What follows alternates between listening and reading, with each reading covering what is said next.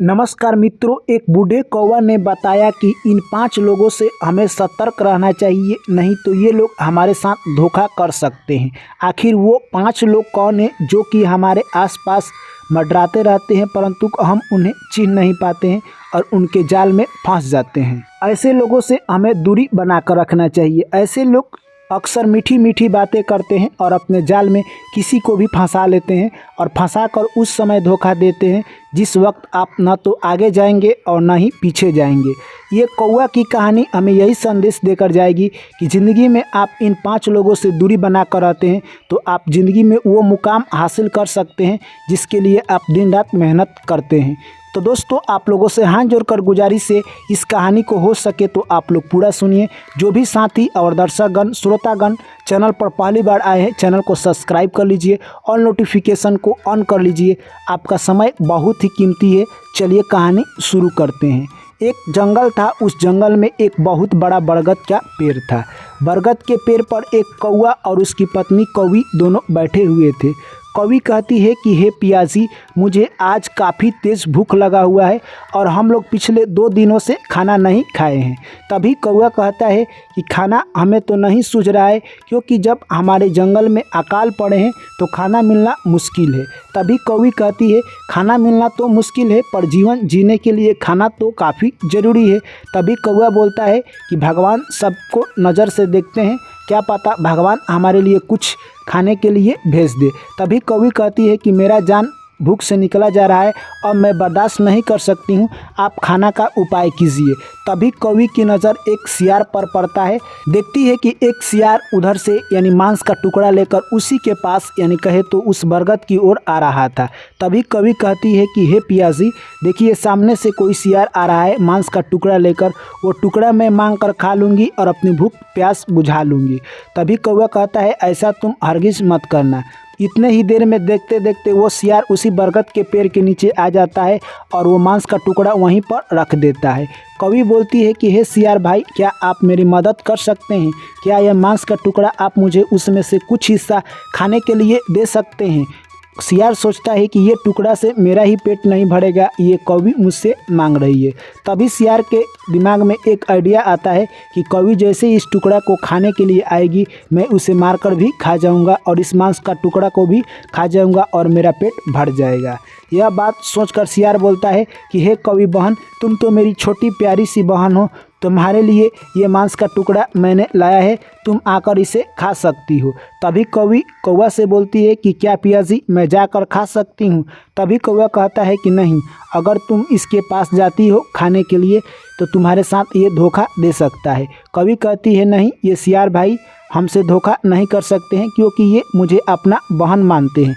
कौवा कहता है कि ऐसे धूर्त लोगों पर कभी भी विश्वास नहीं करना चाहिए, ये तुम्हारे साथ विश्वासघात कर सकते हैं, इनसे तुम्हें दूरी बनाकर रहना चाहिए। तभी कौवी कहती है कि नहीं, मैं जाऊंगी। कौवी कहे तो दोस्तों कौवा का बात नहीं मानती है और वो जाने को तैयार हो जाती है। तभी कौवा कहता है कि तुम मेरा एक आखिरी बात सुन लो, उसके बाद तुम चले जाना। मैं तुम्हें एक छोटा सा कहानी सुनाता हूँ, इस कहानी को तुम सुन लो, उसके बाद तुम सियार के पास ज़रूर जाना। कौवा कहता है कि यहीं से बगल में एक छोटा सा जंगल है।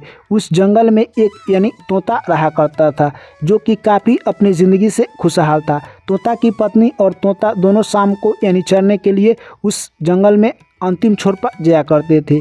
एक दिन की बात है, वो चरने के लिए जंगल में गए थे, तब आकर देखते हैं कि उनके घोंसले में अंडा नहीं था। तभी तोती बोलती है यह बात तोता से। तोता कहता है कोई जीव आकर हमारा अंडा खा गया होगा। फिर कुछ समय के बाद तोती ने अंडे दिए और इस बार वो लोग चरने के लिए नहीं जाते, उस पेड़ पर छिपकर देख रहे थे। वृक्ष के नीचे से एक सर्प निकलता है और उनके अंडे को खा जाता है। अब तोता और तोती को पता चल गया कि हमारा अंडा एक सर्प खा रहा है। एक दिन बैठकर वो काफ़ी उदास थे, यही बात सोच रहे थे। तभी वहाँ पर एक बकुला आता है और बकुला बोलता है कि हे तोता भाई, तुम इतना उदास क्यों हो? तोता अपना सारा कहानी बकुला से सुना देता है। तभी बकुला कहता है, मेरे दिमाग में एक आइडिया आ रहा है, तुम लोग चलो तालाब के किनारे, हम लोग मछली पकड़ कर लाएंगे और नेवला के बिल से लेकर सर्प के बिल तक मछली बिछा देंगे। जैसे ही नेवला निकलेगा, मछली खाकर सर्प के बिल तक जाएगा और सर्प को मार देगा, तुम्हारा दुश्मन इस धरती से मिट जाएगा। यह बात तोता और तोती को काफ़ी अच्छा लगा। वो दोनों बकुला के कहे अनुसार नदी के तरफ चल देते हैं और वहाँ से बकुला मछली पकड़कर तोता और तोती को देते गया। वो लोग क्रमबद्ध तरीके से नेवले के बिल से लेकर सर्प के बिल तक मछली बिछा दिए। कुछ देर वहीं पर बैठकर देख रहे थे। कुछ समय के बाद कहे तो नेवला निकलता है और जैसे ही उसके बिल तक मछली मिलती है वो खाकर भगवान को शुक्रिया अदा करने लगता है। फिर आगे बढ़ता है, एक मछली मिलती है। तब नेवला कहता है मेरे साथ कोई चाल चला जा रहा है, क्या पता आज हमारे घर तक ही मछली खाने को क्यों मिल रही है। इस तरह से नेवला आगे बढ़ता गया और सभी मछली को खाते खाते कहे तो नेवला सर्प के बिल तक पहुंच जाता है। वहां पर पहुंचकर नेवला सोचने लगता है कि हमारे साथ कोई खेल खेला गया है, इस बिल तक मछली समाप्त क्यों हो गई। वहाँ पर वो इंतज़ार करने लगता है। कुछ समय के बाद उस बिल से एक सर्प निकलता है। सर्प और नेवले के बीच काफ़ी घमासान युद्ध होता है। उसके बाद यह सब सीन कहे तो तोता और तोती उसके साथ ही बकुला भी यह सब देख रहे थे। तभी तोती कहती है कि हे नेवला भैया, आपने मेरे दुश्मन को मार दिया, इसके लिए आपको बहुत बहुत धन्यवाद। तभी नेवला कहता है कि तुम मेरा शुक्रिया अदा उसी पेड़ पर रहकर करोगी या नीचे आकर करोगी।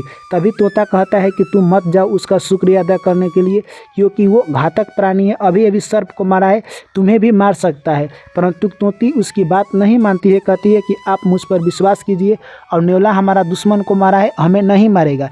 अब नेवला के पास तोती जाती है और बोलती है आपने मेरा दुश्मन को समाप्त कर दिया, इसके लिए बहुत बहुत थैंक यू। जैसे यह बात कहती है नेवला मौका पाकर उस तोती को मारकर खा जाता है और तोता यह सब देखकर वो रोने लगता है और विलप करने लगता है और यह सब सीन देखकर बकुला वहाँ से उड़ जाता है।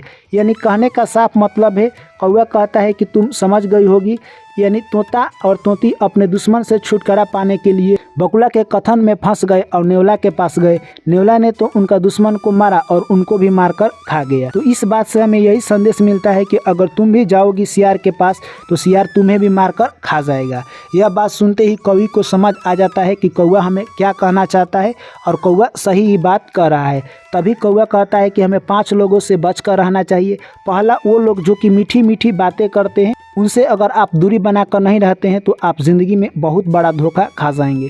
दूसरा, वो लोग जो कि मतलबी होते हैं, जिस तरह से सियार धूर्त है, मतलबी है, ये अपने मतलब से दोस्ती रखता है, तुम जैसे ही जाओगे तुम्हें मारकर खा जाएगा। ऐसे लोगों से दूरी बनाकर रखना चाहिए। और तीसरा, यानी घमंडी व्यक्ति से कभी भी दूरी बनाकर रखना चाहिए, क्योंकि वो अपने घमंड से आप से बात करेंगे और घमंड पूरा हो जाने पर आपको मार भी सकते हैं। और चौथा, अज्ञानी लोगों से कभी भी दूरी बनाकर रखना चाहिए। जिस तरह से सियार के पास इतना विवेक नहीं है, वो तुमको मांस का टुकड़ा देगा नहीं और तुम्हें ही मारकर खा जाएगा। और पांचवा, मतलबी लोगों से हमें कभी भी दोस्ती नहीं करना चाहिए, क्योंकि वो अपने मतलब से मतलब रखते हैं। ये सियार तुम्हें मारने के लिए आया है, ये मांस का टुकड़ा से इसका ही पेट नहीं भरेगा तो ये तुम्हें क्या देगा, तुम्हें मार कर खा जाएगा और मांस का टुकड़ा भी तुम्हें नहीं मिलेगा।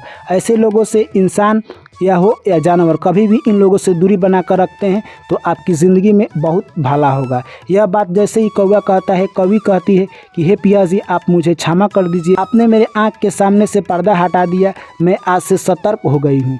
तो दोस्तों, मैं आशा करता हूँ ये कहानी आप लोगों को समझ आई होगी। वीडियो कर दीजिए लाइक, कहानी अच्छी लगी है तो कमेंट कर ज़रूर बताएं। फिर पुनः मुलाकात होगी एक नई कहानी में, तब तक आप लोग मुझे दीजिए इजाज़त। Thank you, take care, bye bye, Jai Shri Krishna, Radhe Radhe.